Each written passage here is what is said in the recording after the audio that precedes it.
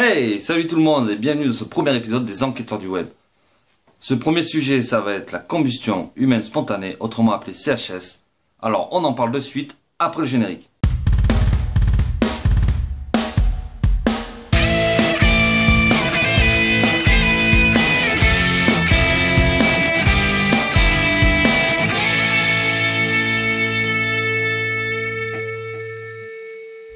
Alors on parle de combustion humaine spontanée quand des gens brûlent sans raison apparente.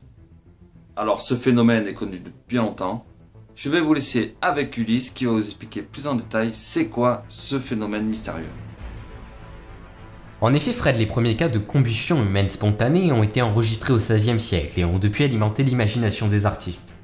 Ce sont notamment de grands écrivains tels que Dickens dans son roman Bleak House en 1853, ou Zola dans le Docteur Pascal de 1893, qui ont fait allusion au phénomène avant que des séries télévisées, notamment américaines, s'emparent à leur tour de ce sujet.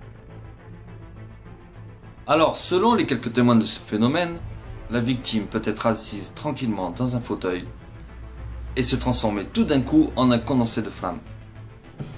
Le phénomène de combustion humaine spontanée est connu à travers de très rares témoignages difficilement vérifiables et également proposé comme une explication pour les cas rares de corps réduits en cendres, découverts dans un environnement intact ou presque. Depuis plus de 400 ans, on raconte que plus de 200 cas sont apparus. Alors nous allons parler maintenant des cas les plus impressionnants de ce phénomène, la combustion humaine spontanée. Le cas dit du Ruf, un petit village situé en Lorraine, qui a eu lieu en 1977, est particulièrement intéressant. La victime se nomme Ginette Kazmerzak. Elle est connue comme étant une veuve isolée à tendance dépressive. Un soir, sa voisine de palier se réveille soudainement, il est 3 h du matin. Sa chambre est pleine de fumée. Elle court sur le palier et remarque des flammes qui s'échappent du bas de la porte de Ginette. Elle sort alors dans la rue et alerte un pompier volontaire. Celui-ci brise la vitre de l'appartement et entre dans la pièce où il trouve ce qui reste du corps de Ginette. En effet, sur le plancher gît 2 jambes et un bras de la victime. Tout le reste du corps est parti en cendres. À l'époque, cette affaire avait fait beaucoup parler d'elle. En effet, personne n'a su pourquoi cette dame s'était enflammée instantanément. Après toutes les possibilités écartées, les gendarmes, les médecins et les spécialistes ont déterminé que c'était un cas de combustion humaine spontanée. Autre fait surprenant lié à ce drame, les canaris qui étaient dans la pièce où Madame Kazmerzak est décédée ont été retrouvés morts mais étonnamment propres en dépit du fait que tous les murs de la pièce et les objets qui s'y trouvaient étaient recouverts de suie.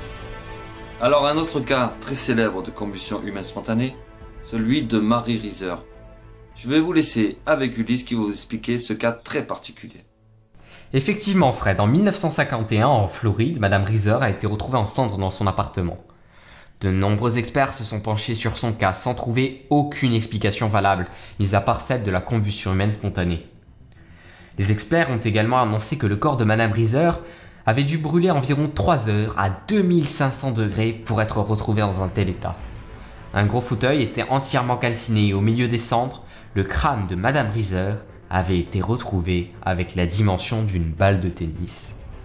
Un certain Wilton Krokman, un spécialiste du feu, avait déclaré « C'est la chose la plus stupéfiante que j'ai jamais vue ». Il a même ajouté « Je ne peux pas imaginer une crémation aussi complète sans plus de dommages à l'appartement en lui-même. Je n'ai jamais vu non plus de crâne humain ainsi réduit par une chaleur intense. » Alors on va parler d'un autre cas. En Angleterre, à Londres, un pompier fut appelé pour un incendie dans une maison. Le pompier, en entrant dans la maison, trouva un corps en train de brûler au niveau de l'abdomen. Celui d'un SDF, connu sous le nom de Bailey.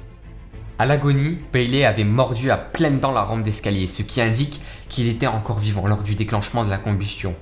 Les pompiers durent écarter ses mâchoires à l'aide d'une barre en fer afin de l'extraire de la maison. Alors, ces cas ne sont pas du tout uniques, il y a de très nombreuses listes sur internet. Les cas de CHS sont souvent inexpliqués. En effet, le corps est composé de 65% d'eau environ. C'est pour ça que la combustion humaine spontanée est un fait très impressionnant et très rare. De plus, dans la majorité des cas, les bras et les jambes sont retrouvés intacts, de même que l'environnement où la victime se trouve. Certaines théories expliqueraient que la graisse contenue dans le corps humain, qui est inflammable, pourrait faire office de combustible. La théorie qui expliquerait qu'un taux d'alcoolémie trop important aurait pour conséquence une CHS est hautement fantaisiste. Alors des petites décharges peuvent en effet provoquer des étincelles, mais cela n'explique pas comment le corps de la victime peut s'embraser. Une crémation, qui consiste à brûler le corps d'un défunt, s'effectue à une température de 850 degrés pendant environ 1h30. Il faut donc atteindre une température similaire pour que lors du phénomène de combustion humaine spontanée, les corps soient ainsi réduits en cendres. Les cas de CHS sont souvent inexpliqués.